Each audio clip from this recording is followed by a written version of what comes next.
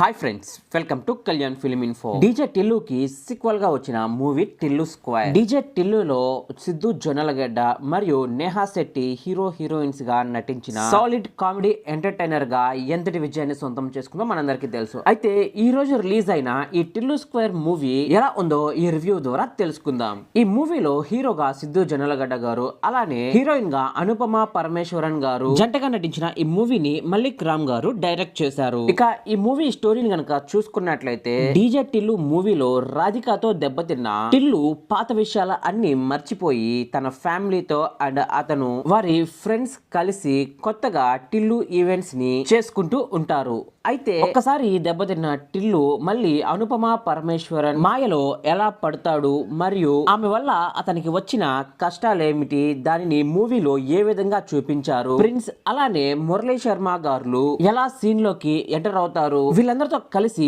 సిద్ధు జొన్నలగడ్డ గారు మనల్ని ఏ విధంగా ఎంటర్టైన్ చేశారు, అలానే ఈ మూవీ యొక్క ప్లస్ అండ్ మైనస్ పాయింట్స్ ని తెలుసుకుందాం. ఇక రివ్యూలోకి వెళ్లే ముందు మీరు ఎవరైనా ఈ మూవీని ఓన్లీ ఎంటర్టైన్మెంట్ పర్పస్ చూడాలి అనుకుంటే ఈ మూవీని ఆలోచించకుండా వెళ్ళి చూసేయండి. నేను ఎందుకు ఈ మాట చెప్తున్నానో మీకు మూవీ చూసిన తర్వాత అర్థమవుతుంది.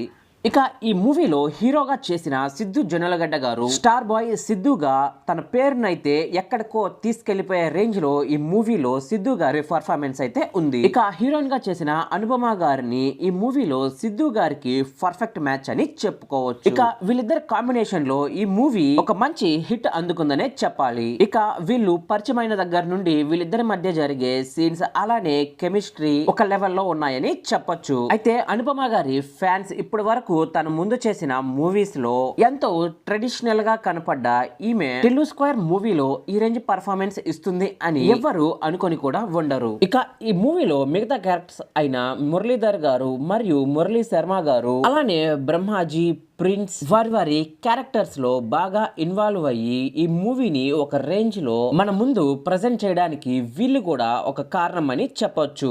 అంతేకాకుండా వారి యాక్టింగ్ లో బాగా మెప్పించడమే కాకుండా వారి పాత్రలకైతే పూర్తి న్యాయం చేశారని చెప్పొచ్చు. ఇక ఈ మూవీలోని ప్లస్ పాయింట్స్ గనక చూసుకున్నట్లయితే ఈ మూవీలో మెయిన్ గా చెప్పుకోవాల్సిన విషయం ఒక్కటే, మ్యూజిక్. రామ్ మిర్యాల గారి మ్యూజిక్ ప్రెజెంటేషన్ ఈ మూవీకి వేరే లెవెల్ అని చెప్పొచ్చు. ఇకపోతే సిద్ధు జొన్నలగడ్డ గారి లుక్ అలానే వారి కామెడీ టైమింగ్, తన హిలేరియస్ కామెడీ పంచులు తన నటనతో ఎంతో ఎంటర్టైన్ చేశారని చెప్పాలి. అయితే ఇప్పటి వరకు మాట్లాడుకున్న సిద్ధు జొన్నలగడ్డ గారి పర్ఫార్మెన్స్ ఒక ఎత్తు అయితే ఈ మూవీకి అనుపమ పరమేశ్వరన్ గారు అందించిన తన పర్ఫార్మెన్స్ అలానే తన గ్లామర్ హీరోయిన్ ఇద్దరి మధ్య ఉండే కెమిస్ట్రీ సీన్స్, వీళ్ళిద్దరి మధ్య ఉండే కొన్ని కామెడీ సీన్స్ ఈ మూవీలో ప్లస్ పాయింట్స్ గా చెప్పుకోవచ్చు. ఇక వీటన్నిటితో పాటుగా సెకండ్ హాఫ్ లో వచ్చే ఒక సర్ప్రైజ్ ఈ మూవీకి మరొక ప్లస్ పాయింట్ అని చెప్పొచ్చు. ఇక మైనస్ విషయానికి వస్తే డీజే టిల్లు లాగానే ఇది కూడా ఒకే రకమైన స్టోరీ లైన్ తో కథ మొత్తం సాగడం, కొన్ని సీన్లు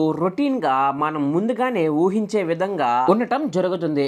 ఇక ఈ మూవీలోని కొన్ని ట్విస్ట్స్ కూడా మనం ముందుగానే ఊహించవచ్చు. ఇక క్లైమాక్స్ కూడా రొటీన్ గా ఉండటం అనేది ఈ మూవీకి మైనస్ పాయింట్లుగా చెప్పుకోవచ్చు. ఇక ఓవరాల్ గా ఈ మూవీ విషయానికి గనక వస్తే స్టోరీ లైన్ తో సంబంధం లేకుండా కొన్ని చిన్న లాజిక్స్ ని పట్టించుకోకుండా ఈ మూవీని థియేటర్స్ కి వెళ్ళి చూడాలి అనుకున్న వాళ్ళు ఎటువంటి ఆలోచన పెట్టుకోకుండా డైరెక్ట్ గా వెళ్ళి మూవీని అయితే చూడొచ్చు. మీరు పెట్టిన డబ్బులకి 100కి 100% అని చెప్పలేను గానీ 100కి 90% అయితే న్యాయం జరుగుతుంది. ఇక మీ అందరికి ఎప్పుడు చెప్పే విషయమే, ఒక మూవీని థియేటర్ లో చూస్తే వచ్చే ఫీలింగ్ కి ఓటీటీలో మూవీ వచ్చిన తర్వాత చూసే ఫీలింగ్ కి చాలా డిఫరెన్స్ ఉంటుంది. ఇప్పుడు మీరు చూడకుండా ఓటీటీలో వచ్చిన తర్వాత చూసి ఈ మూవీని థియేటర్స్ లో చూడలేకపోయామే అని అప్పుడు ఫీల్ అయితే అప్పటికి ఈ మూవీ ఏ థియేటర్స్ లో ఉండదు. ఓకే ఫ్రెండ్స్, ఈ రివ్యూ ఎలా అనిపించిందో కామెంట్ చేయండి. ఈ వీడియో కనుక మీకు నచ్చినట్లయితే ఖచ్చితంగా లైక్ చేయండి, అలానే మీ ఫ్రెండ్స్ అండ్ ఫ్యామిలీ మెంబర్స్ కి షేర్ చేయండి. ఇలాంటి లేటెస్ట్ మూవీ అప్డేట్స్ మీ మొబైల్ కి నోటిఫికేషన్ ద్వారా రావాలి అంటే మన ఛానల్ ని తప్పకుండా సబ్స్క్రైబ్ చేసుకోండి.